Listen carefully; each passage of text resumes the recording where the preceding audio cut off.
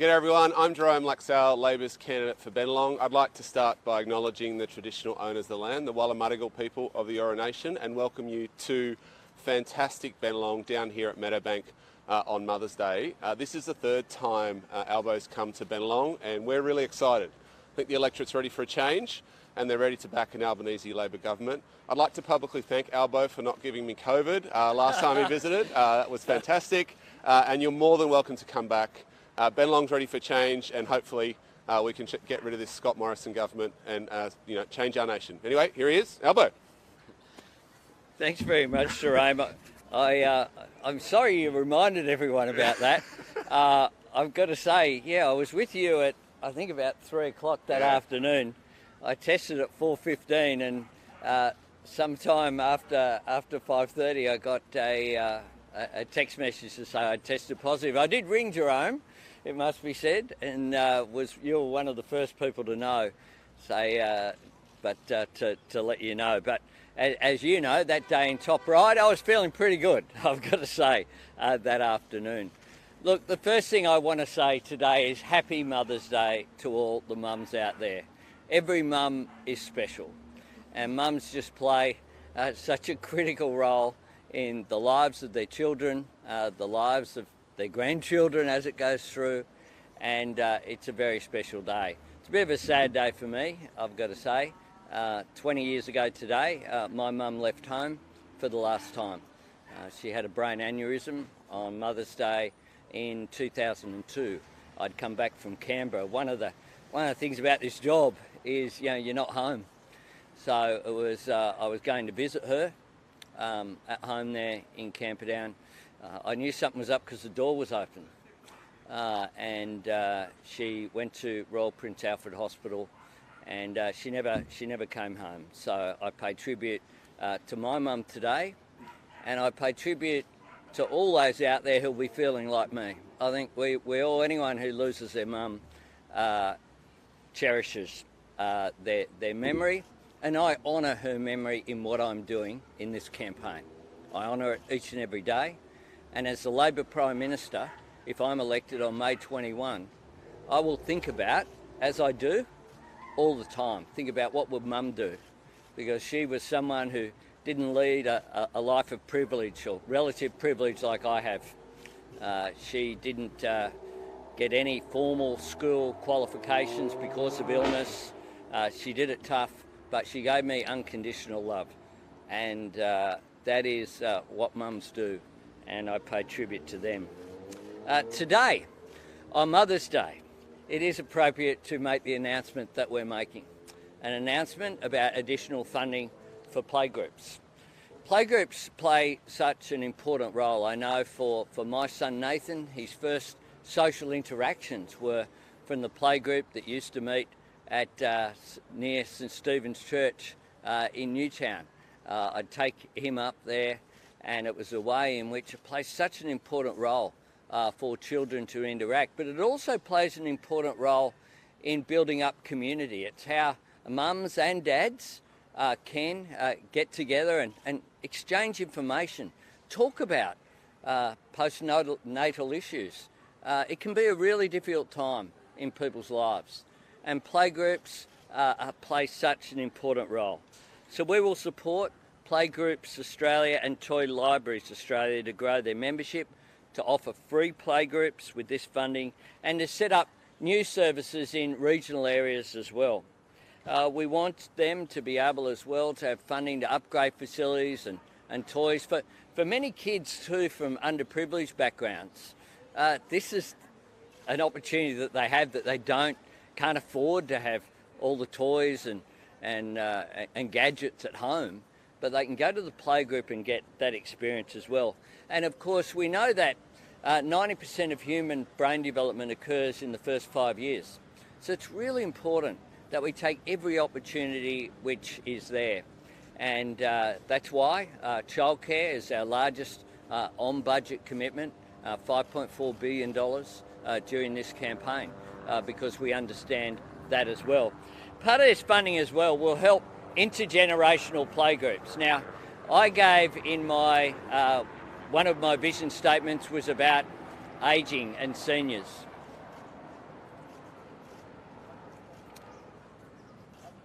thought I was away from the flight path. It was about ageing and seniors, and there I spoke about the ABC program that anyone who watched it just loved it. Old People's Home for 4-year-olds. That interaction of these young kids with the elderly, that was good for the kids, good for our oldest Australians as well. That interaction and that imparting of knowledge, it took years off their life of the older people who participated in that program, and that's the sort of thing, the innovation, that frankly I wasn't aware of before that show. But it's a fantastic thing as well. So these programs, I think, is an appropriate announcement to make on Mother's Day. Can I also say that tomorrow early voting starts, and I do note that the Liberal Party seem to have had this rather bizarre message out there of telling people not to vote. I want people to vote. I want people to vote in elections, whether it's on polling day or whenever it's convenient for them. Our democracy is precious. People should cast their vote and should participate in the democracy. Here today, we've seen stalls from a number of political parties. That's a good thing, our democratic processes. And I do note that from tomorrow, 2 weeks to go in terms of the pre-polling and then an election on the 21st. Mr. Albanese, on pre-polling, why haven't you released your costings for people going to the polls tomorrow? They will essentially be voting without knowing how much your policy is going to cost. Well, that's a big call. Hands up those who lead a political party that's had its campaign launch. Seriously? The Liberal Party are not doing their campaign launch till next week. We have no idea what their costings are. We have no idea what their commitments are. Scott Morrison is waiting for people to have voted for a week before he outlines what his costings are. Mr. Albanese, budget deficit's been higher or lower? Hang on, I'll do one and then...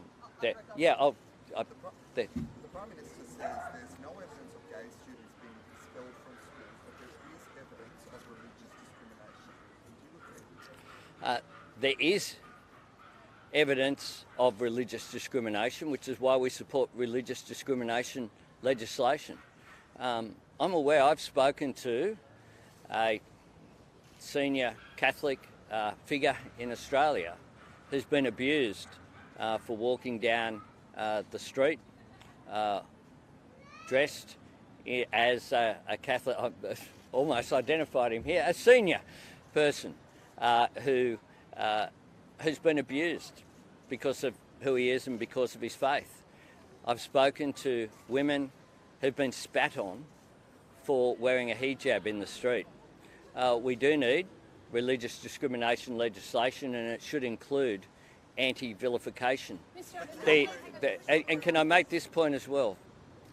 That if people don't think that some young people are discriminated against and vilified because of their sexuality, then that just does not reflect reality.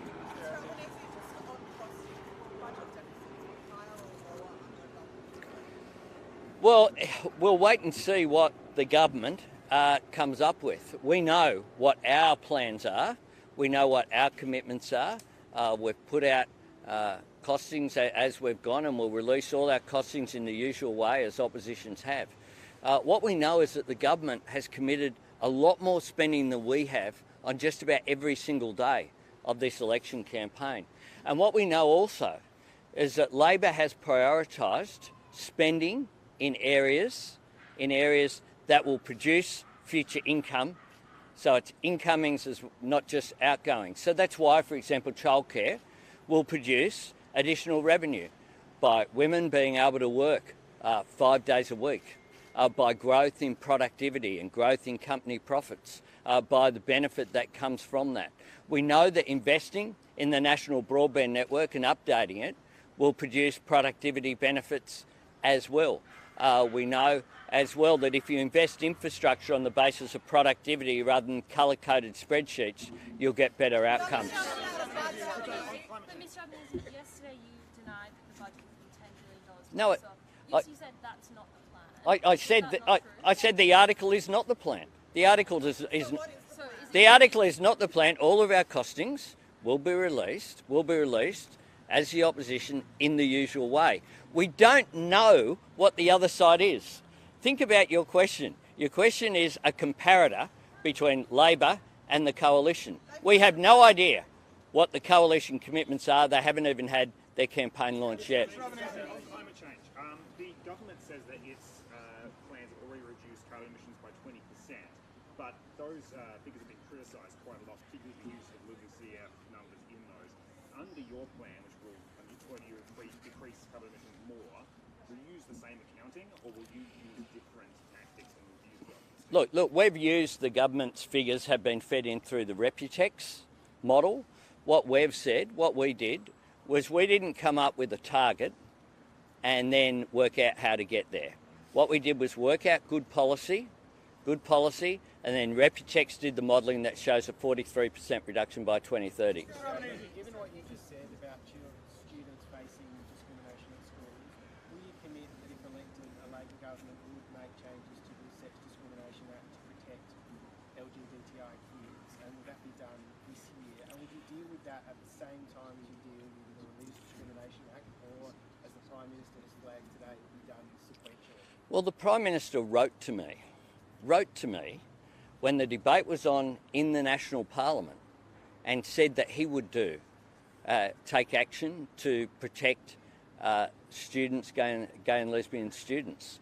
I'm astonished that he has walked away from that.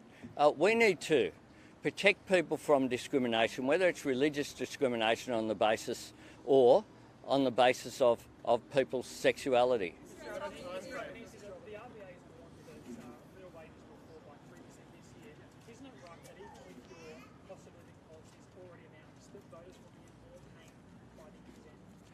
Well, this government have been in office for almost a decade. What you can't do is undo a decade of damage where a government has consciously held down wages. It's a key feature of their economic architecture. We will put in place mechanisms that provide cost of living relief through cheaper childcare, cheaper electricity prices, cheaper medicines. We will have a range of measures in terms of wages as well, including making sure that we outlaw wage theft, for example, make it a crime, including same job, same pay, including better regulation of the gig economy. The truth is, though, that on day one, you can't undo 10 years of damage which this government has had. Should I go to the water? How? During this campaign, Labor has promised to match around $1.5 billion of politician spending commitments, things like the diabetes funding, also the Centre's Local Card. Will you announce offsetting savings? We'll announce all of our costings, like every opposition has, in the usual way. Mr. Albanese, you matched the funding today, the IVF stuff, and can you elaborate on your plan to make pay equity an objective of Fair Work Commission? Yep. Thanks, Jen. Yes, we will match that. Where the government comes up with a good policy, we're prepared to support it. And IVF, for people who are suffering from cancer, we don't want people to be in a position whereby they're having to face those options. That financial support for them is, to my mind, a common sense position going forward. And we'll include it as an objective of the Fair Work Act, like we'll include secure work as an objective.